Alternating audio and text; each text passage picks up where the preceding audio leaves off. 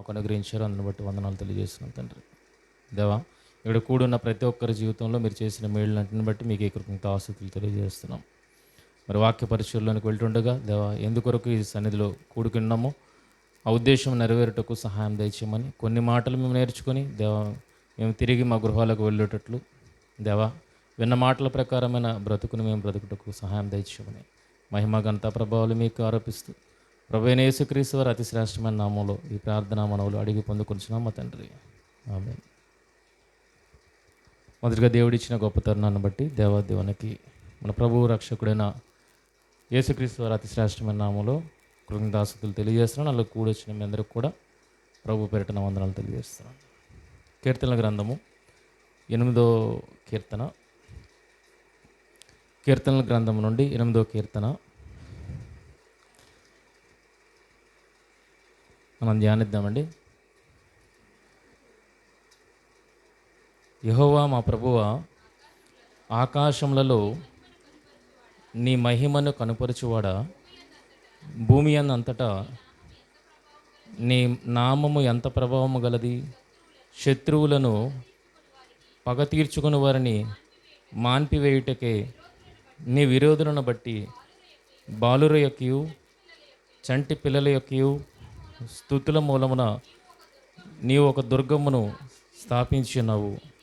నీ చేతి పని అయిన నీ ఆకాశములను నీవు కలుగజేసిన చంద్ర నక్షత్రములను నేను చూడగా, నీవు మనుష్యుని జ్ఞాపకం చేసుకున్నటకు వాడేపాటివాడు, నీవు నరపుత్రుని దర్శించుటకు వాడేపాటివాడు. దేవుని కంటే వానిని కొంచెము తక్కువనిగా చేసి ఉన్నావు. మహిమా ప్రభావములతో వానికి కిరీటము ధరింపజేసి ఉన్నావు. నీ చేతి పనుల మీద వానికి అధికారం ఇచ్చి ఉన్నావు. గొర్రెలన్నింటినీ, ఎడ్లనన్నింటినీ, అడవి మృగములను, ఆకాశ పక్షులను, సముద్ర మత్స్యములను, సముద్ర మార్గములలో సంచరించు వాటన్నింటినీ వాని పాదముల కింద నీవు ఉంచినావు. యెహోవా మా ప్రభువా, భూమి అంతటా నీ నామము ఎంత ప్రభావము గలది. ఇది ఎవరు? దావీదు గారి కీర్తన. ఈ కీర్తనలోని కొన్ని మాటలను ఈరోజు మనం ధ్యానించడానికి ప్రయత్నం చేద్దాం. ఈ కీర్తన మొత్తం అంశాన్ని మనం చూడగలిగితే 3వ వచనం నుండి, నీ చేతి పైన నీ ఆకాశములను నీవు కలుగు చేసిన చంద్ర నక్షత్రములను నేను చూడగా, మనుష్యుని జ్ఞాపకం చేసుకున్నటకు వాడు ఏపాటివాడు.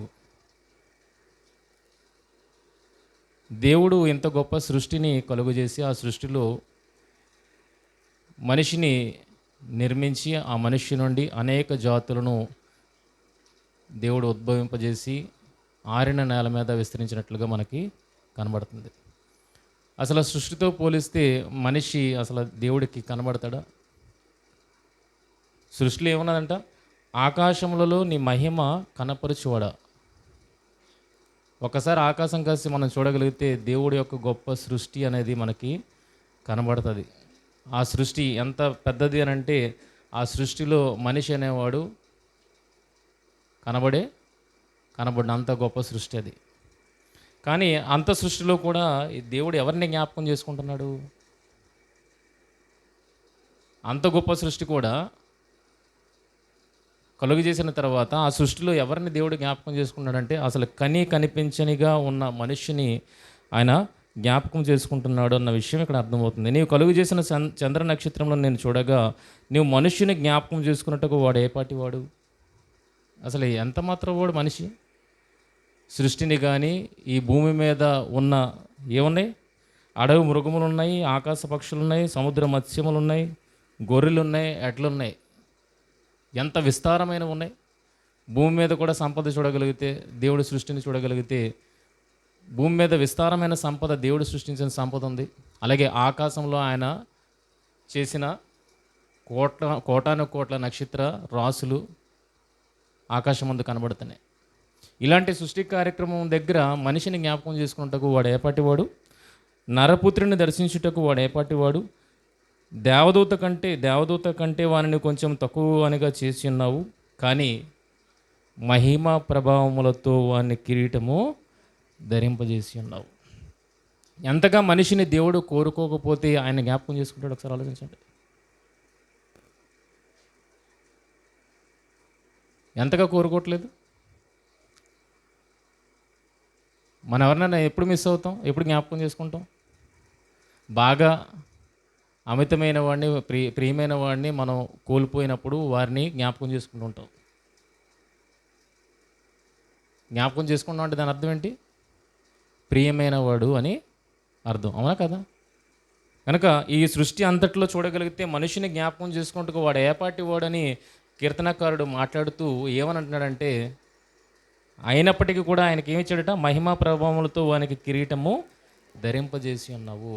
అంటే ఈ సృష్టిలో కన్నా దేన్ని దేవుడు ఇంపార్టెన్స్గా చూస్తున్నాడు? దేవుడు దేన్ని ప్రత్యేకంగా చూస్తున్నాడు? మనలను అన్న విషయాన్ని మనం అర్థం చేసుకోవాలి. సృష్టి అంతా అంత గొప్పది, కానీ ఎవరి పాదాల కింద పెట్టాడు దాన్ని? ఎవరి పాదాల కింద పెట్టాడండి? సృష్టి పాదాల కింద మనల్ని పెట్టాడా, మన పాదాల కింద సృష్టి పెట్టాడా అండి? అసలు నువ్వు ఏ మాత్రపు వాడివి అని చెప్పిన తర్వాత ఆయన సృష్టిని అంతటిని ఎవరి పాదాల కింద పెట్టాడు? మనుషుల పాదాల కింద పెట్టాడంటే ఎంత గొప్పగా నిన్ను నన్ను ప్రేమిస్తున్నాడు అన్న విషయం మనకు అక్కడ అర్థం కావాలి. ఇంకా చూడగలిగితే, మహిమా ప్రభావములతో వానికి కిరీటము ధరింపజేసి ఉన్నావు, నీ చేతి పనుల మీద వానికి అధికారం ఇచ్చి ఉన్నావు. దీనిని హెబ్రీ గ్రంథకర్త హెబ్రీ పత్రిక 2వ అధ్యాయంలో మనం చూడగలిగితే, హెబ్రీ పత్రిక 2వ అధ్యాయము ఎన్నో వచనమా? 6.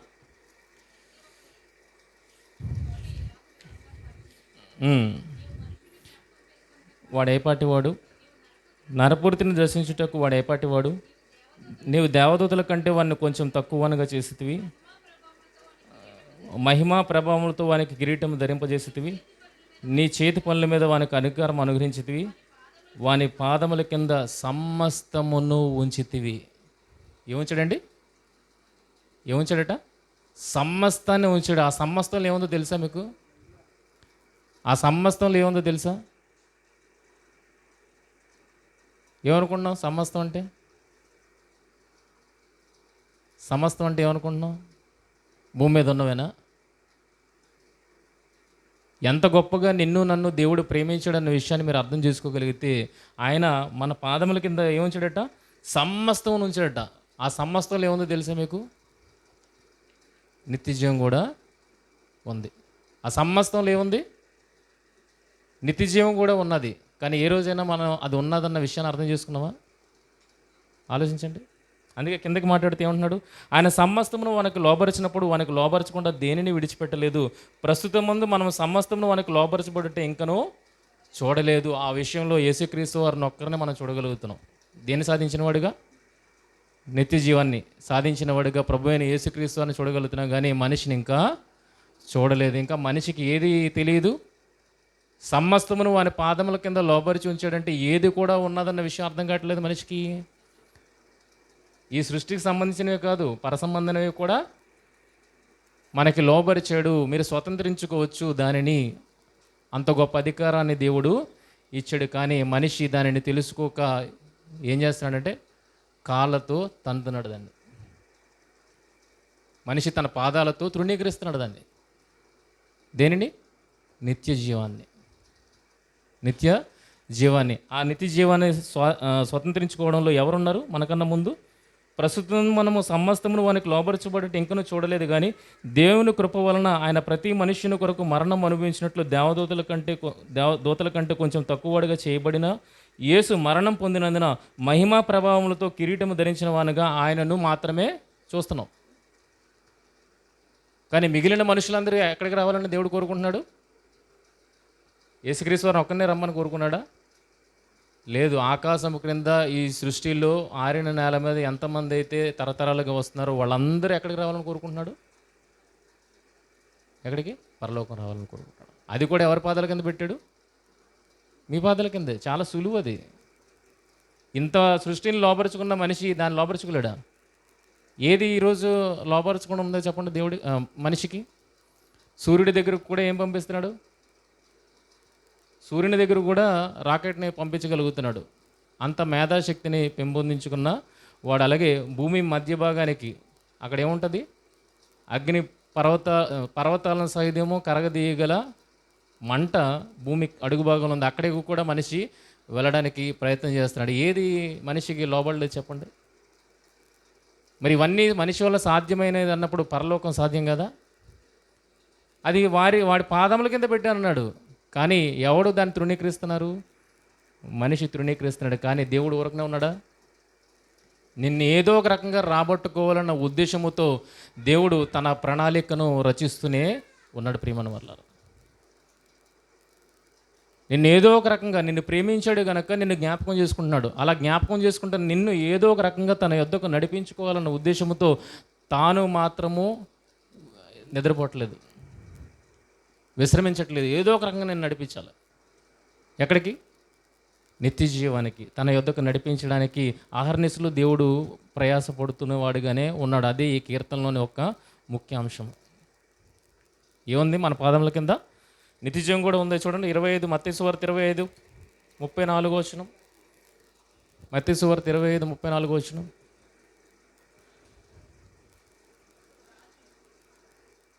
రాజు తన కుడి వైపున ఉన్నవారిని, నా తండ్రి చేత ఆశీర్వదింపబడిన వారులరా రండి, లోకము పుట్టినది మొదలుకొని మీ కొరకు సిద్ధపరచబడిన రాజ్యమును స్వతంత్రించుకొనడి. ఎవరి కోసం సిద్ధపరచబడింది ఇది? భూమి ఎవరి కోసం సిద్ధపరచబడింది? ఇది నమ్ముతాం కదా. భూమి ఎవరి కొరకు సిద్ధపరచబడింది? మనిషి కోసమే. 6 దినాల సృష్టి 6వ దినాన చేయబడిన మనిషి కొరకు సృజింపబడింది. దాన్ని అంతటిని ఎక్కడ పెట్టాడు? మనిషి పాదాల కింద పెడితే ఇప్పుడు ఇది ఎప్పుడు సృష్టించబడింది? మీ కొరకు రాజ్యం సిద్ధపరచబడింది ఎప్పటి నుండి? మిమ్మల్ని భూమి మీదకి రాకముందే అక్కడ సిద్ధపరిచేస్తున్నాడు దేవుడు. మరి అది ఎవరి పాదాల కింద ఉండడానికి? ఎవరు స్వతంత్రించుకోవడానికి? మనమే. కానీ ఈరోజు మనదైనది మనం వదులుకుంటున్నాం, మనది కాని దాన్ని మనం కొని తెచ్చుకుంటున్నాం. అదే 41వ వచనంలో ఉంది చూడండి, మనది కానిది అది. అప్పుడు ఆయన ఎడపవైపున ఉన్నవారిని చూచి, శపింపబడిన వారలరా, నన్ను విడిచి అపవాదికిని వాని దూతకును సిద్ధపరచబడిన నిత్యాగ్నిలోనికి పోవుడు. అదెవరి కొరకు సిద్ధపరచబడింది? మన కోసం సిద్ధపరిచాడా? అంటే దేవుడు అనాది ప్రణాళికలో అసలు మనం అక్కడికి వెళ్తామన్న ఆలోచన కూడా దేవుడికి లేదు. ఎక్కడికి రావాలని ఉద్దేశించాడు దేవుడు? ఆయన సిద్ధపరిచిన రాజ్యంలోనికి మనం వెళ్ళాలని ఆయన ఉద్దేశించాడేమో, కానీ మనం పాతాళానికి వెళ్ళాలన్న ఆలోచన ఆయనకి లేదు. ఇది ఎవరి కోసం చేయబడిందంట? అపవాదికిని వాని దూతలకు చేయబడింది. కానీ ఇప్పుడు మీరు ఎక్కడికి వెళ్తున్నారు? ఏది కాలదనుకొని ఎక్కడికి వెళ్తున్నారు? ఏది కాలదనుకొని ఎక్కడికి వెళ్తున్నారు? మీదైనది కాలదనుకుంటున్నారు, మీది కాని దాంట్లోకి వెళ్ళి పడుతున్నారు. మనందరము కనుక ఈ కీర్తనకారుడు ఈ కీర్తన 8లో ఏం గుర్తించమని చెప్తున్నాడంటే, సమస్తమును నీ పాదముల కింద ఉంచాడు, నువ్వు దీన్ని స్వతంత్రించుకోవచ్చు. ఎలాగా అదే చెప్తున్నాడు. ఎలాగా? మనిషి కాదనుకున్నప్పుడు దేవుడు మార్గాలను అన్వేషిస్తాడు. ప్రియమైన వర్లారా, దేవుడు ఎలాంటి మార్గాలను అన్వేషిస్తున్నాడో అనేది ఈ కీర్తనలో మనకి కనబడుతుంది. 2వ వచనం, శత్రువులను పగ తీర్చుకొని వారిని మాన్పివేయుటకే నీ విరోధులను బట్టి బాలుర యొక్కయు చంటి పిల్లల యొక్కయు స్తుతుల మూలమున నీవు ఒక దుర్గమును స్థాపించి ఉన్నావు. ఎవరి మూలాన దుర్గాన్ని స్థాపించాడటండి? ఎవరి మూలాన?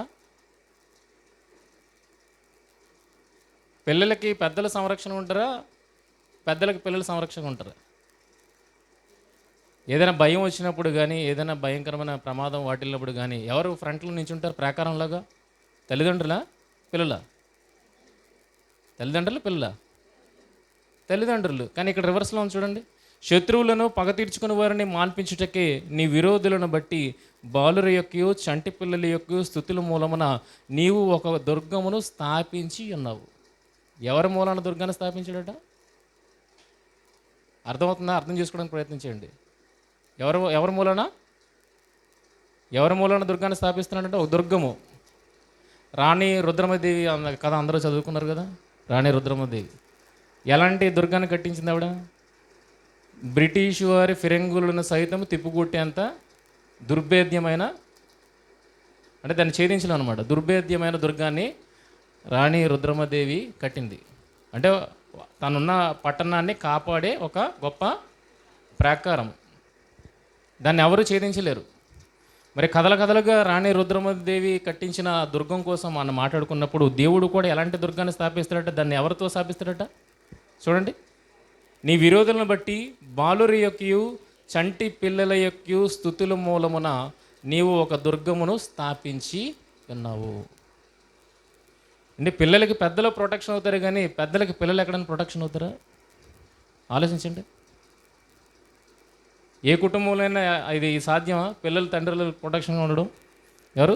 చిన్నపిల్లల యొక్క, పసిపిల్లల, బాలుర యొక్క, చంటి పిల్లల యొక్క స్తుతుల మూలమున ఒక ప్రొటెక్షన్ వాల్ అనేది దేవుడు ఏర్పాటు చేస్తాడంట. ఇది సాధ్యమా?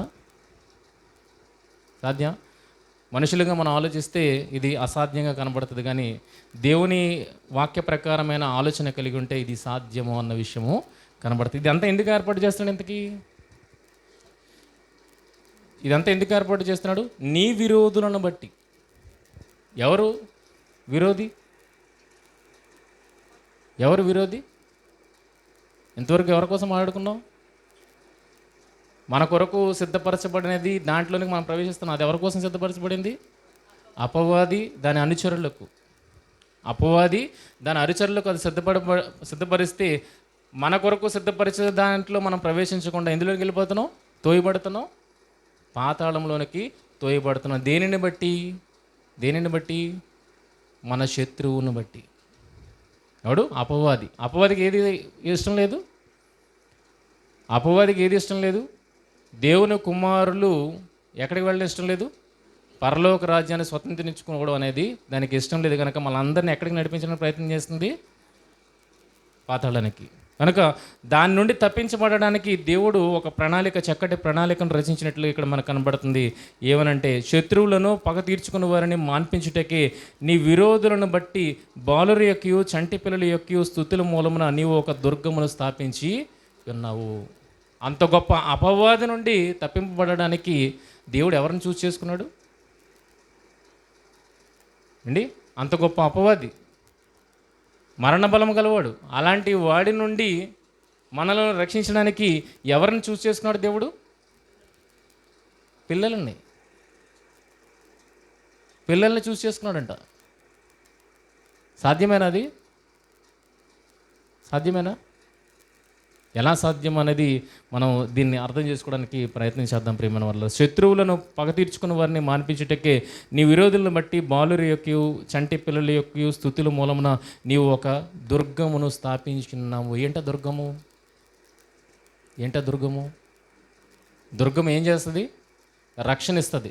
అందులోపల ఉన్న వాళ్ళకి రక్షణ ఇస్తుంది. అయితే ఆ రక్షణ అనేది శత్రువు నుండి మనల్ని రక్షించడానికి ప్రభువైన యేసుక్రీస్తు వారు ఎలాంటి మార్గాన్ని ఏర్పాటు చేశారన్నది మనం చూడగలిగితే, హెబ్రీయులకు రాసిన పత్రిక 2వ అధ్యాయము ఈ సందర్భాన్ని, కీర్తన 8 సందర్భాన్ని హెబ్రీ గ్రంథకర్త వివరిస్తూ ఉంటాడు. చూడండి, హెబ్రీ పత్రిక 2వ అధ్యాయము 2వ వచనము. ఎందుకనగా దేవదూతల ద్వారా పలుకబడిన వాక్యము స్థిరపరచబడినందున ప్రతి అతిక్రమమును అవిధేయతయు న్యాయమైన ప్రతిఫలము పొంది ఉండగా, అంటే ధర్మశాస్త్రము దేవదూతల ద్వారా ఇవ్వబడిన ఆ ధర్మశాస్త్రాన్ని బట్టి ఏం చేశాడు? అవిధేయతయు న్యాయమైన ప్రతిఫలం పొంది ఉండగా, ధర్మశాస్త్రాన్ని బట్టి కూడా ఏం జరిగింది? తీర్పు జరిగింది, శిక్ష అనేది విధింపబడింది కదా. అంటే దేవదూతల ద్వారా అనుగ్రహింపబడిన ధర్మశాస్త్రాన్ని బట్టే మనుషులకు తీర్పు తీర్చబడితే, ఇక్కడ ఏమన్నా చూడండి, ఇంత గొప్ప రక్షణను మనం నిర్లక్ష్యం చేసిన ఇలా దేన్ని కంపేర్ చేస్తున్నాడు? ధర్మశాస్త్రాన్ని, ప్రభువైన యేసుక్రీస్తు వారి యొక్క వాక్యాన్ని కంపేర్ చేస్తున్నాడు. ఆ ధర్మశాస్త్రం ఎవరి ద్వారా అనుగ్రహింపబడింది? దేవదూతల ద్వారా అనుగ్రహింపబడింది. మరి ఈరోజు వాక్యం ఎవరి ద్వారా అనుగ్రహింపబడింది? దేవుని యొద్ద నుండి వచ్చిన ప్రభువైన యేసుక్రీస్తు వారి నుండి మనకి వాక్యము అనుగ్రహింపబడింది. ఏది గొప్పది చెప్పండి? ఏది గొప్పది? గొప్పది కాని దానిని బట్టే మనుషులు శిక్షావిధికి లోనైతే ఈ గొప్పదైనది ఇంత గొప్ప రక్షణను మనం నిర్లక్ష్యం చేసిన ఎలాగో తప్పించుకుందాము. అట్టి రక్షణ ప్రభువు బోధించుట చేత ఆరంభమే. మనల్ని శత్రువు నుండి కాపాడడానికి లేకపోతే రక్షించడానికి ప్రభు అయిన యేసుక్రీస్తు వారు ఎలాంటి మార్గాన్ని ఏర్పాటు చేశారని చూడగలిగితే, ఇంత గొప్ప రక్షణను మనం నిర్లక్ష్యం చేసిన యెడల ఎలాగో తప్పించుకుందాము. అట్టి రక్షణ ప్రభువు బోధించుట చేత ఆరంభమై దేవుడు తన చిత్తానుసారముగా సూచక్రియల చేతను మహత్కార్యముల చేతను నానా విధములైన అద్భుతముల చేతను వివిధములైన పరిశుద్ధాత్మ వరములను అనుగ్రహించుట చేతను వారితో కూడా సాక్ష్యం ఇచ్చుచుంటుండగా వినిన వారి చేత మనకు దృఢపరచును. ఏంటది? ఏది దృఢపరచబడింది? యేసుక్రీస్తు వారు బోధించారు. ఆ బోధించినది ఈరోజు సమాజంలో దృఢపరచబడినదిగా ఒక గ్రంథంగా మన చేతుల్లో ఉంది. ఏంటది? ఏంటది? వాక్యం. ప్రియమైన వారలారా, వాక్యం. ఇది ఎవరి ద్వారా వచ్చింది? ప్రభు అయిన యేసుక్రీస్తు వారి ద్వారా వచ్చింది. అది ఎలా దృఢపరచబడింది అని చూడగలిగితే ఎలా దృఢపరచబడిందట? అట్టి రక్షణ ప్రభు బోధించుట చేత ఆరంభమై దేవుడు తన చిత్తానుసారముగా సూచక్రియల చేతను మహత్కార్యముల చేతను నానా విధములైన అద్భుతముల చేతను వివిధములైన పరిశుద్ధాత్మ వరములను అనుగ్రహించుట చేతను వారితో కూడా సాక్ష్యం ఇచ్చుచుంటుండగా వినిన వారి చేత మనకు దృఢపరచబడను. వినిన వారి చేత దృఢపరచబడను. ఈ మాట మనకు అర్థం కావాలంటే అసలు ఇది ఎలా జరిగింది అన్నది మార్కు సువార్త 16వ అధ్యాయము. మార్కు సువార్త 16వ అధ్యాయము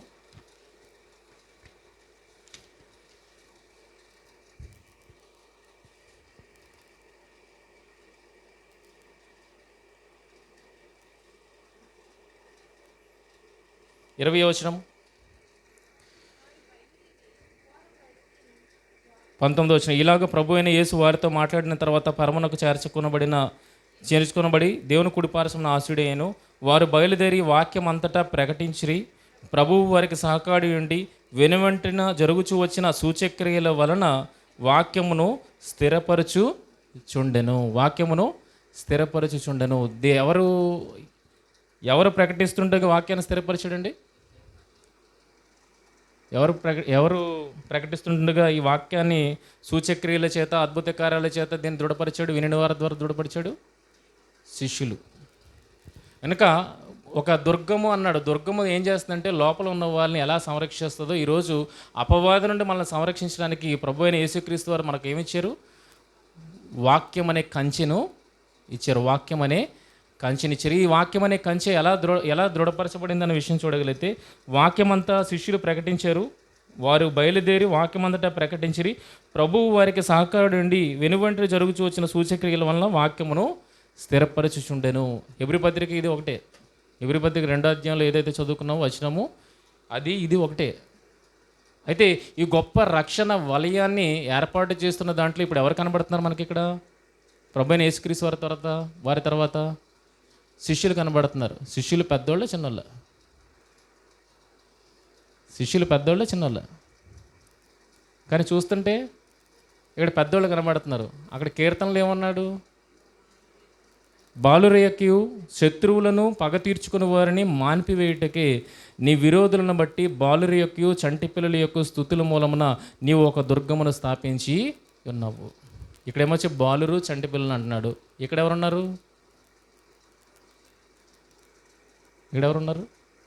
పెద్దోళ్ళు ఉన్నారు. వ్యతిరేకిస్తున్నాయా? ఒక వచనాన్ని ఇంకో వచనం వ్యతిరేకిస్తుందా? లేదు. ప్రియమైన వాళ్ళారా, మనం కొద్దిగా అర్థం చేసుకోవడానికి ప్రయత్నం చేస్తే ఏ రకంగా వాక్యం ఒకదానికొకటి కరెక్ట్గా అనుసంధానింపబడుతుందో మనం ఇప్పుడు చూడగలుగుతాం. ఇంతకీ ఆ గొప్ప దుర్గం ఏంటి? ఆ దుర్గాన్ని స్థాపిస్తున్నది ఎవరు అన్న విషయం మనకి అర్థమవుతుంది. కనుక దేవుడు మనం కాదనుకున్నా సరే దేవుడు వదులుకోవట్లేదు. ప్రియమైన వాళ్ళారా, దేవుడు మనల్ని పట్టుకునే ఉంటున్నాడు. మనల్ని జ్ఞాపకం చేసుకున్నాడు. అంటే ఎంతగా మనల్ని ప్రేమిస్తున్నాడో మనకు అర్థం కావాలి. అంతగా ప్రేమిస్తున్నాడు కనుక ఎవరిని వదులుకున్నాడు? మన కొరకు ప్రియమైన కుమారుణ్ణి మన కొరకు వదులుకున్నాడంటే ఆయనకన్నా ఎవరిని ఎక్కువ ప్రేమించాడు? నిన్ను నన్ను ఆయన ఎక్కువ ప్రేమించాడు గనక మనల్ని వదులుకోవడానికి ఇష్టం లేదు. మనల్ని ఏదో ఒక రకంగా తన యొద్దకు నడిపించుకోవాలన్న ఆలోచన ఆయనది గనక మనం ఆలోచన వదిలేసుకున్నామేమో దేవుని గురించి, కానీ దేవుడు మనం గురించిన ఆలోచన వదులుకోలేదు. ఇంకా ఏదో ఒక ప్రణాళిక ద్వారా మనల్ని ఎక్కడ నడిపించడానికి ప్రయత్నం చేస్తున్నాడంటే తన యొద్దకు నడిపించుకోవడానికి దేవుడు ప్రయత్నం చేస్తున్నాడు. అయితే మరొక సందర్భాన్ని మనం చూడగలిగితే, ఇంతకీ శత్రువులను పగ తీర్చుకుని వారిని మాన్పించుటకి అన్న మాట ఉంది కదా, దాన్ని మనం తెలుసుకోవడానికి ప్రయత్నించేద్దాం. శత్రువులు ఎవరన్నది రోమపత్రిక 5వ అధ్యాయము, రోమపత్రిక 5వ అధ్యాయము, రోమపత్రిక 5వ అధ్యాయము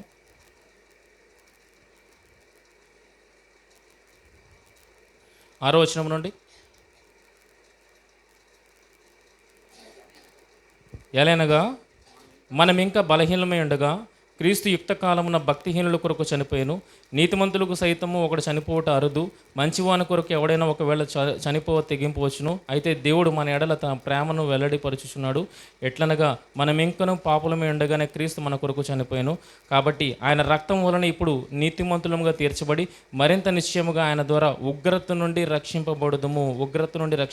ఎలైనగా శత్రువులమై ఉండగా, ఎలైనగా శత్రువులమై ఉండగా. ఎవరు శత్రువులు? ఎవరెవరికి శత్రువులు ఆలోచించండి. కీర్తన 8లో ఏం మాట్లాడుతున్నాడు ఇక్కడ?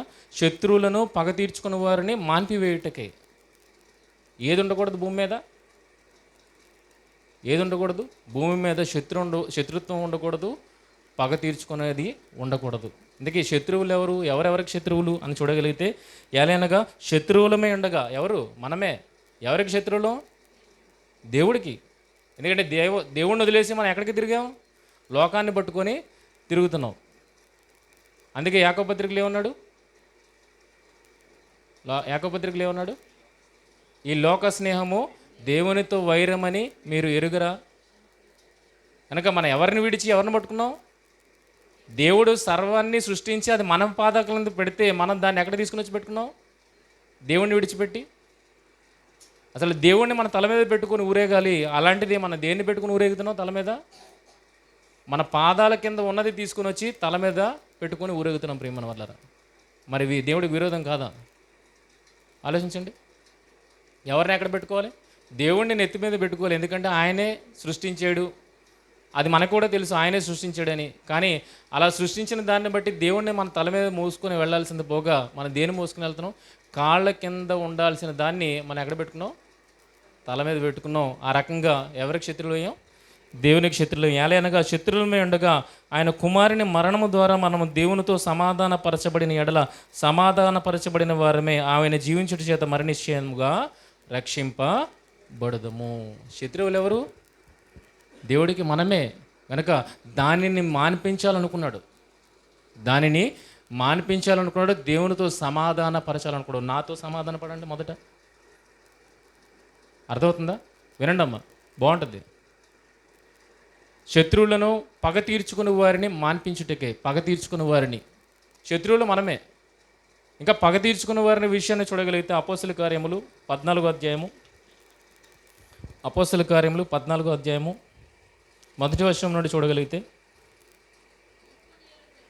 ఇకొనియలో జరిగినదేమనగా వారి కూడి యూదుల సమాజ మందిరంలో ప్రవేశించి తేటగా బోధించినందున అనేకులు యూదులను గ్రీసు దేశస్తులను విశ్వసించిరి. అయితే అవిధేయులైన యూదులు అన్ని జనులను పురుగొల్పి వారి మనస్సులలో సహోదరుల మీద పగ పుట్టించిరి. సహోదరుల మీద ఏం చేశారట? పగ పుట్టించిరి. కాబట్టి వారు ప్రభువును ఆనుకొని ధైర్యంగా మాట్లాడుచు అక్కడ బహుకాలము గడిపిరి. ప్రభువు వారి చేత సూచక్రియలను అద్భుతములను చేయించి తన కృపా వాక్యమునకు సాక్ష్యం ఇప్పించుచుండెను. ఆ పట్టణపు జనసమూహంలో భేదములు పుట్టగా కొందరు యూదుల పక్షముగాను కొందరు అపోస్తుల పక్షముగాను ఉండిరి. ఏమైందండి? పగ పుట్టించిన వారిలో కొంత ఎవరి పక్క చేరారు? పగ పుట్టించిన వారిలో కొంతమంది ఎటుపక్క చేరారు? కొందరు అలాగే ఉండిపోయారు. మరి కొందరైతే అపోస్తుల పక్షముగా చేరిరి. మానిపిస్తాడా? తన కృపావాక్యము చేత పగ తీర్చేవారి మనస్సులను కూడా ఏం చేస్తున్నాడు? మారుస్తున్నాడా? మారుస్తున్నాడు. చూడండి ఏం చేశాడు ఇక్కడ. అవిధేయులైన యూదులు అన్ని జనులను పురుకొల్పి వారి మనసులో సహోదరుని మీద పగ పుట్టించిరి కాబట్టి వారు ప్రభువును ఆనుకుని ధైర్యముగా మాట్లాడుచు అక్కడ బహుకాలం గడిపిరి. ప్రభువు వారి చేత సూచక్రియలను అద్భుతములను చేయించి తన కృపావాక్యమునకు సాక్ష్యం ఇప్పించుచుండెను. ఎవరు బోధ చేస్తున్నారు ఇక్కడ? పౌలు, బర్నబా. వీళ్ళు పెద్దోళ్ళ చిన్నోళ్ళ? పెద్దోళ్ళ చిన్నోళ్ళ? పెద్దోళ్ళే. కానీ ఇక్కడేం కనబడుతుంది? శత్రువులను పగ తీర్చుకున్న వారిని మాన్పించుటకే నీ విరోధులను బట్టి బాలురి యొక్క చంటి పిల్లల యొక్క స్తుతుల మూలమున నీవు ఒక దుర్గమును స్థాపించి ఉన్నావు. ఇక్కడేది చిన్నపిల్లలు కనబడుతుంది, ఇక్కడేమో పెద్దలు కనబడుతున్నారు. అవుతుందా చిన్నపిల్లల వల్ల? చిన్నపిల్లల వాళ్ళకి దుర్గం అవుతుందా? అవదా? అవదా? కనుక దేవునికి విరోధముగా ఉన్న, పగ తీర్చుకునే వారంగా ఉన్న మనలను తన కుమారుడైన క్రీస్తు రక్త ప్రోక్షణం ద్వారా మనల్ని దేవుడు తనతో సమాధాన పరుచుకున్నాడు. అందుకే ఈరోజు మన సమాధాన పడిన వారంగా ఆయన సన్నిధిలో కూర్చున్నాం. ఓకేనా? అయితే ఈ సందర్భాన్ని అర్థం చేసుకోవడానికి మనం క్లోజ్ చేసేస్తాను, టైం లేదు కదా. లూకాసు వార్త 10వ అధ్యాయము 17వ వచనం చూడండి.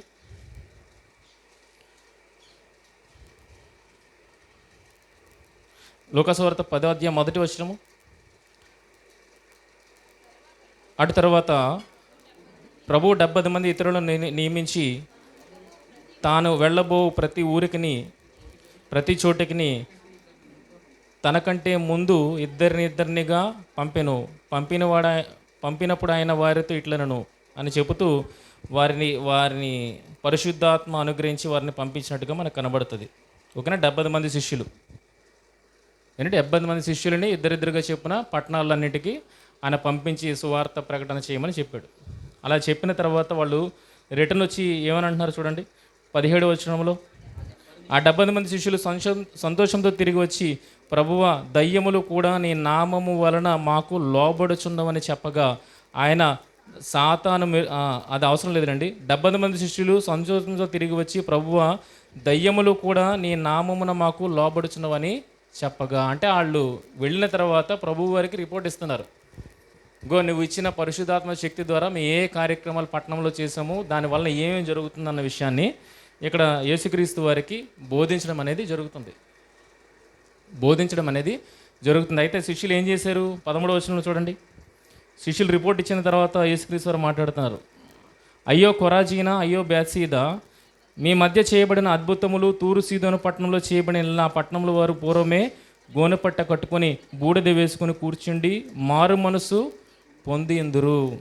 ఆయనను విమర్శకాలం అందు మీది గతి కంటే తూరు సీదోను పట్టణంలో గతి ఓరవదగినది. ఒక కపెర్నహూమ, ఆకాశం మట్టుకు హెచ్చింపబెడుతువా, నీ పాతాళం వరకు దిగిపోయేదవు.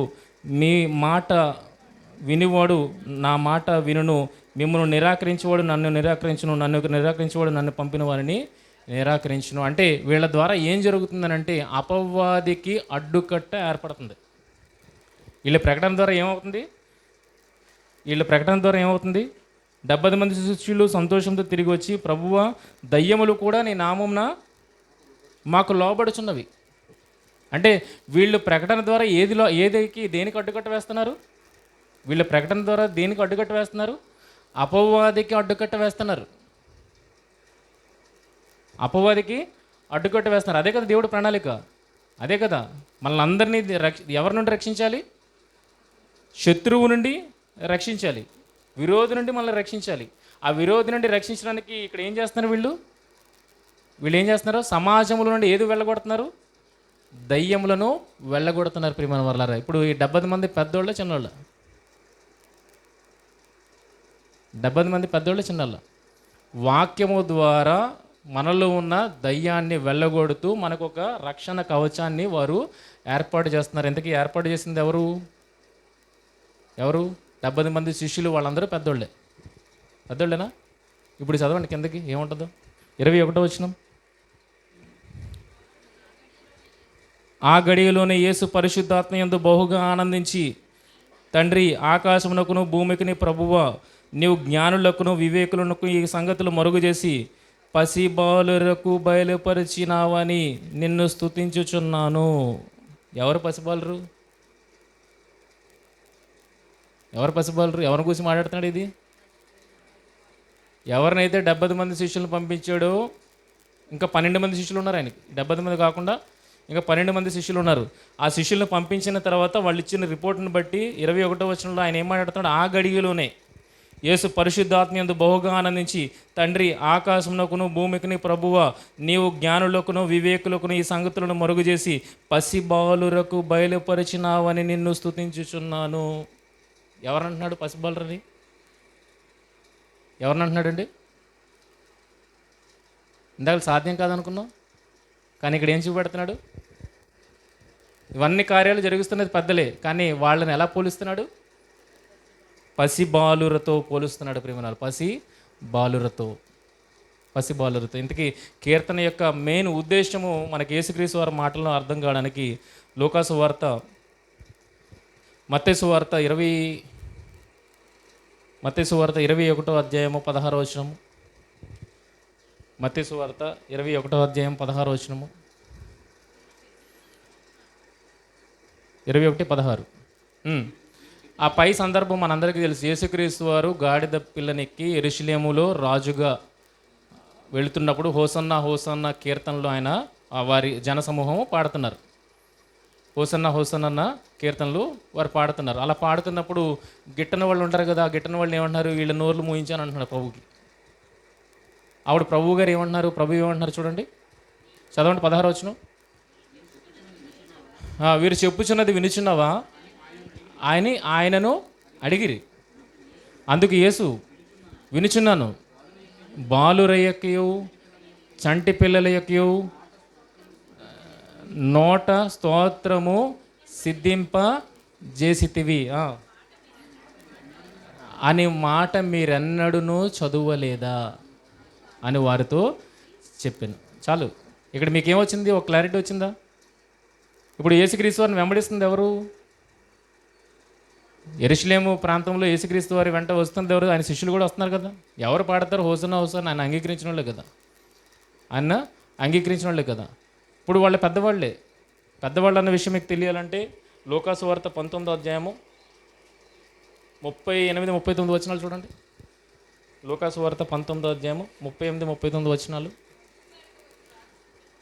ప్రభువు పేరట వచ్చి రాజు స్తుతింపబడును గాక, పరలోకమందు సమాధానమును, సర్వోన్నతమైన స్థలంలో మహిమయు ఉండునుగాక అని తాము చూచిన అద్భుతములన్నింటినీ గూర్చి మహాశబ్దముతో దేవునికి స్తోత్రము చేయసాగిరి. ఎవరికి చేస్తున్నారంటే స్తోత్రం? దేవుడికే కదా, వేరొకరికి కాదు కదా. అది సహించలేక కిందన ఏమంటారు? కొందరు పరిసయ్యులు, బోధకుడా నీ శిష్యులను గద్దింపు. ఎవరున్నారండి? పెద్దోళ్ళు ఉన్నారు. నీ శిష్యులను గద్దింపుము. పెద్దోళ్ళు ఉన్నారు, చిన్నపిల్లలు కూడా ఉన్నారు. వాళ్ళ అద్భుత కార్యాలను చూసి దేవుణ్ణి స్తోత్రం తెలియజేస్తున్నారు.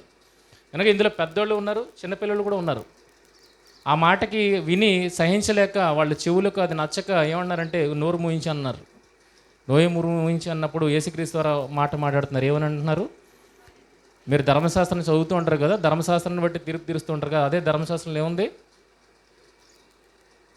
బాలుర యొక్కయు చంటి పిల్లల యొక్కయు నోట స్తోత్రము సిద్ధింప చేసితివి అను మాట మీరెన్నడూనూ చదవలేదా? ఇప్పుడు కీర్తనలో మనం ఏం చదువుతున్నాం? 8లో అదే చదువుతున్నాం. మనం ఏం చదువుతున్నాం? కీర్తనలో అదే చదువుతున్నాం. ఇంతకీ ఇక్కడ కనబడుతుంది పెద్దోళ్ళు కనబడుతున్నారు, కానీ ఇక్కడేమన్నాడు? కీర్తనలో పసిపిల్లలు బాలుర యొక్కయు చంటి పిల్లల యొక్క అంటున్నాడు. కానీ ఇక్కడ చూస్తే అందరూ పెద్దోళ్ళు కనబడుతున్నారు. కానీ లూకాసు వార్త 10:21లో యేసుక్రీస్తు ఏమన్నారు? వాళ్ళందరినీ పసి బాలురు అని అన్నాడు. పసి బాలురు. మరి పెద్దోళ్ళగా ఉంటుండగా వాళ్ళు పసి బాలురని ఎందుకు అంటున్నాడు? పెద్దోళ్ళగా ఉంటుండగా వాళ్ళని పసి బాలురని ఎందుకంటున్నాడు?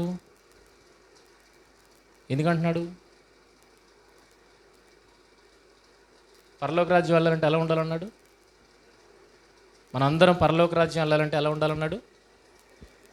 లూకా సువార్త 18వ అధ్యాయం, మత్తయి సువార్త 18వ అధ్యాయము 3-4 వచనాలు.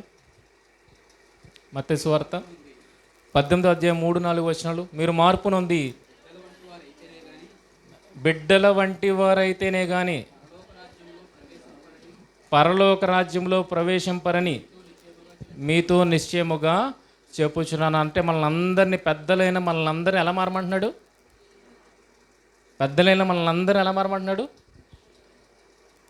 వయసులో పెద్దవాళ్ళే కావచ్చు, కానీ బుద్ధి విషయాలు ఎలా ఉండాలి? దుర్మార్గత విషయాలు ఎలా ఉండాలి? చంటి బిడ్డల వలె మీరు ఉండాలి. అలా ఉంటేనే కానీ మీరు పరలోకానికి వెళ్ళరు. అంటే సమస్తాన్ని మన కాళ్ళ మీద పెట్టాడు అన్నాడు కదా. ఎప్పుడు పెట్టాడు సమస్తాన్ని కాళ్ళ కింద?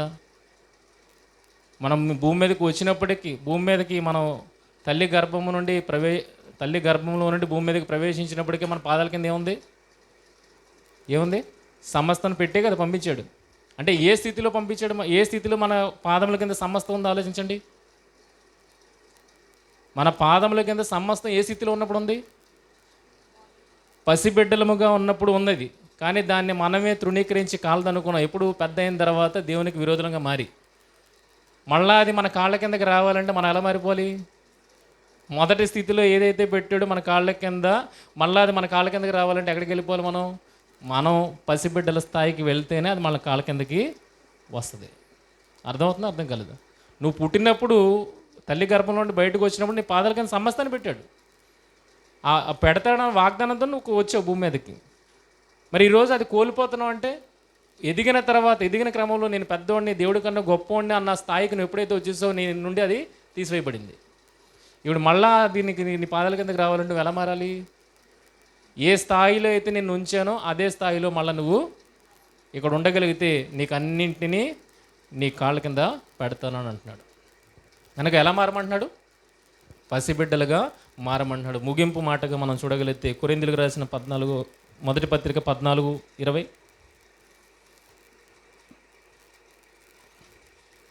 కొరింథీయులకు రాసిన మొదటి పత్రిక 14:20. సహోదరులారా, మీరు బుద్ధి విషయమై పసిపిల్లలు కాక దుష్టత్వము విషయమే ఎలా ఉండాలట? శిశువులుగా ఉండి. మన వయసులో పెద్దవాళ్ళం కావచ్చు, కానీ ఏ విషయంలో మనం శిశువులంగా ఉన్నాం? యేసుక్రీస్తు ఏది చూస్తున్నాడు మనలో? దుష్టత్వం అనేది లేకుండా ఉండడం అనేది చూస్తున్నాడు. అందుకని మనల్ని ఏమన్నాడు? పసిబాలురు అన్నాడు. పసిబాలులు ఏముండదు? దుష్టత్వం ఉండదు. కనుక మన బుద్ధిని, మన లోపల ఉన్న హృదయాన్ని చూస్తున్నాడు. హృదయం ఎలాగున్నది? దుష్టత్వంతో నిండుందా? అయితే నువ్వు పసిబాలుడివి కాదు. దుష్టత్వం విషయంలో మీరు ఎలా ఉండాలి? పసిపిల్లడు ఎలాగ ఉంటాడో అలాగ మీరు ఉండాలి. కానీ బుద్ధి విషయంకి వచ్చినప్పటికీ ఎలా ఉండాలి? వివేకం కలిగిన వారుగా ఉండాలి. అదేగా చెప్పాడు అక్కడ. కనుక శిష్యులు యేసుక్రీస్తుని వెంబడిస్తున్న వారు పరిశుద్ధాత్మతో నిండుకొని దేన్ని అడ్డుకట్టగా ఉన్నారు? అపవాది చర్యలకు అడ్డుకట్ట వేస్తున్నారు. అలా వేస్తూ అనేకులను ఈ రక్షణ మార్గంలోనికి నడిపిస్తున్నారు. అలాగే ఈరోజు కూడా మనం సువార్త ద్వారా అనేకులను నడిపిస్తున్నాం. ఆ రక్షణ శృంగం ఏంటో తెలుసా? సంఘం. ప్రియమైన వాళ్ళారా, రక్షణ శృంగం ఏంటి? సంఘము. ఈ సంఘములో, దేవుని వాక్యములో, దేవుని సహవాసంలో, దేవుని సన్నిధిలో మీరు గడపగలిగితే కనుక మిమ్మల్ని ఎవ్వరూ ముట్టుకోలేరు. కానీ ఈ సహవాసాన్ని కానీ, సంఘాన్ని కానీ, దేవుని సన్నిధిని కానీ దాటి లోకంలోనికి వెళ్ళారనుకోండి, మా పూచి కాదు. దేవుడు కూడా ఓపెన్గా చెప్పేస్తాడు, మా పూచి కాదు. కనుక పరలోకం అనేది మీరు వెళ్ళాలి అనేది మీరు టార్గెట్ అయితే కనుక మీరు ఎక్కడ ఉండాలి? ఈ రక్షణ వలయంలోనే ఉండాలి. అప్పుడే మీరు కాపాడబడతారు. దేవుని వాక్యం మీకు కంచెలాగా ఉంటుంది. ఈ కంచె దాటి బయటకు వెళ్తే మీరేమవుతారు అనేది తెలియదు ప్రియమైన వాళ్ళారా. కనుక ఇంత గొప్ప వలయాన్ని ఎలా ఏర్పాటు చేశాడట? కీర్తన 8 మళ్ళీ చదువుకుందాం. యెహోవా మా ప్రభువా, ఆకాశములలో నీ మహిమను కనపరచువాడా, భూమి అంతటా నీ నామం ఎంత ప్రభావం గలది. శత్రువులను పగ తీర్చుకున్న వారిని మాన్పివేయుటకే నీ విరోధులను బట్టి బాలుర యొక్క చంటి పిల్లల యొక్క స్తుతుల మూలమున నీవు ఒక దుర్గమును స్థాపించి ఉన్నావు. ఇది రక్షణ వలయం. ఎవరి ద్వారా స్థాపిస్తున్నాడు? ఇది పెద్దోళ్ళే కావచ్చు, కానీ వాళ్ళ హృదయం ఎలాంటి వారిది? పసిపిల్లల హృదయము. అలాంటి హృదయముతోనే నువ్వు ఎవరిని అడ్డుకట్టగా ఉంచగలవు? ఎవరి కార్యాలను నువ్వు అడ్డు వేయగలవు? అపవాది కార్యక్రమాలకు అడ్డు వేయగలవు అనేకులను ఈ వలయంలోనికి రప్పించి రక్షించగలవు ప్రియమైన వల్లరా. అది దేవుడు చేస్తున్న కార్యం. దేవుడు మనల్ని విడిచిపెట్టలేదు ప్రియమైన వల్లరా. దేవుడు మనల్ని ఎప్పుడు విడిచిపెట్టలేదు. పట్టుకోవడానికే ఆయన ప్రయత్నం చేస్తాడు. మనమే చేయి విదిలించుకొని ఏం చేస్తున్నాం? వెళ్ళిపోతున్నాం. మనం చేయి విదిలించుకొని వెళ్ళిపోతున్నాం. చూడండి, మా పాప నడిపించడానికి ప్రయత్నం చేస్తే చేయి విదిలించుకొని వెళ్ళిపోద్ది. కనుక దేవుడు ఎప్పుడు మనల్ని పట్టుకోవడానికే ప్రయత్నం చేస్తాడు. ఒక తండ్రి బిడ్డను ఎలాగ పట్టుకొని రక్షించడానికి, సంరక్షించడానికి ప్రయత్నం చేస్తాడు, దేవుడు కూడా ఎల్లవేళలా మనల్ని పట్టుకొని నడిపించడానికి ఆయన ప్రయత్నం చేస్తాడు. కానీ మనం తప్పిపోయి అందులో పడుతున్నామంటే దాని అర్థం ఏంటి? దేవుడు పట్టుకుందాం అనుకున్నా ఆయన పట్టుకు చిక్కకుండా మనం పారిపోతున్నాం ప్రేమ వల్ల. కనుక ఆయనది ఏ దోషము లేదు. దోషం వల్ల ఎవరిది? తప్పు వల్ల ఎవరిది? మనదే. ఆయన చక్కటి వలయాన్ని ఏర్పాటు చేశాడు. ఇందుకు రాకపోవడం వల్ల ఎవరు తప్పు చేస్తున్నట్టు? దేవుడు తప్పు చేస్తున్నట్ట? మనమే తప్పు చేస్తున్నట్టు. కనుక దేన్ని వదులుకోకూడదు? ఈ సంఘాన్ని, సంఘ సహవాసాన్ని మనం వదులుకోకూడదు. ఇది దేవుడు ఏర్పాటు చేసిన దుర్గము. ఈ దుర్గములో మీరు ఉండగలిగితేనే రక్షింపబడతారు. దుర్గాన్ని దాటి బయటికి వెళ్ళారనుకోండి, ఫిరంగులకు బలవుతారు. అర్థమవుతుందా? శత్రువు దాడికి మీరు బలవుతారు ఖచ్చితంగా. కనుక మీరు సేఫ్గా ఉండాలి, పరలోకానికి చేరుకోవాలంటే సంఘం అనేది దేవుడు ఏర్పాటు చేసిన గొప్ప రక్షణ వలయం ప్రియమైన వాళ్ళరా. మరి ఆ సంఘంలోనికి వచ్చి మిమ్మల్ని మీరు బలపరుచుకుంటూ ఈ గొప్ప రక్షణను, దేవుడు అనుగ్రహించిన గొప్ప రక్షణను పొందేవారుగా మీరు అందరూ ఉండాలని నేను కోరుకుంటున్నాను. అలాగే నన్ను నేను హెచ్చరించుకుంటాను, మిమ్మల్ని కూడా హెచ్చరిస్తూ నా మాటలు ముగిస్తున్నాను. ప్రార్థన చేసుకుంటాను. ఘనత వహించిన మా పరలోక గొప్ప తండ్రి, దేవా, మిమ్మల్ని కాదని మేము ఎన్ని మార్గాలు వెతుక్కున్నప్పటికీ తండ్రి, ఆ ప్రతి మార్గంలో మీరు మాకు ఎదురుపడి సరైన మార్గంలోనికి మమ్మల్ని నడిపించడానికి మీరు పడుతున్న ప్రయాస చాలా గొప్పది తండ్రి. మరి మీరు పడుతున్న ప్రయాసను గుర్తించిన వారంగా ఇప్పటికైనా మేము మార్పు చెంది దేవా, మీరు చూపించే మార్గంలో నడిచే భాగ్యాన్ని దయచేయండి. దేవా, మీరు అంత పట్టు వేడక చేస్తున్నది మేము తప్పిపోకూడదన్న ఉద్దేశమే తండ్రి. దేవా, మేము మీ చెంతకు చేరాలన్న ఉద్దేశమే, నశించాలన్నది మీ ఉద్దేశం కాదు. కనుక మీరు అంతగా ప్రయాసపడుతున్నారు. ఆ ప్రయాసం అంతటినీ మేము గుర్తించిన వారముగా తండ్రి, మీరు చూపించిన మార్గంలో నడవడానికి, మీరు చూపించిన రక్షణ వలయంలో మేము ఉండడానికి దేవా, మా వంతు కృషిని, ప్రయాసం మేము చేయగలుగుటకు సహాయం దయచేయండి. ఇంకొన అనేక మంది బయట ఉన్నారు తండ్రి దేవా, ఏదో ఒక రకమైన దాడి, క్రూర మృగముల దాడి వాళ్ళ మీద జరిగే అవకాశం ఉంది తండ్రి. మరి అలాంటి వారిని రక్షించగలగడానికి దేవా, మా నోటను మీరు వాక్కును ఉంచారు దేవా. ఉంచబడిన వాక్యం ద్వారా అనేకులకు ఈ వర్తమానాన్ని ప్రకటించి అనేకుల్ని రక్షణ వలయంలోనికి నడిపించగలిగే దేవా శక్తి సామర్థ్యాలను సంఘముగా మాకు అనుగ్రహించమని మమ్మల్ని ప్రాధేయపడుతూ దేవా, మరి మా ముందుంచిన బాధ్యతను మేము చక్కగా నిర్వర్తించి మిమ్మల్ని చేరుకునే వరం ఉండుటకు సహాయం తెచ్చామని మహిమ ఘనత ప్రభావాలు మీకు ఆరోపిస్తూ ఈ సంఘాన్ని, సంఘ కాపరులను జ్ఞాపకం చేసుకున్నట్టు దీవించి ఆశీర్వదించండి. బహుగా సంఘము ఫలించినట్లుగా మీరే కృప చూపించండి.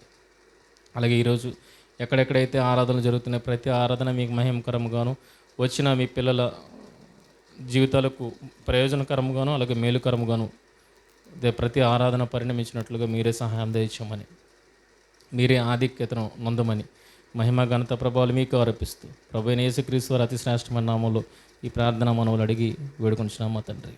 ఆమేన్. అందరికీ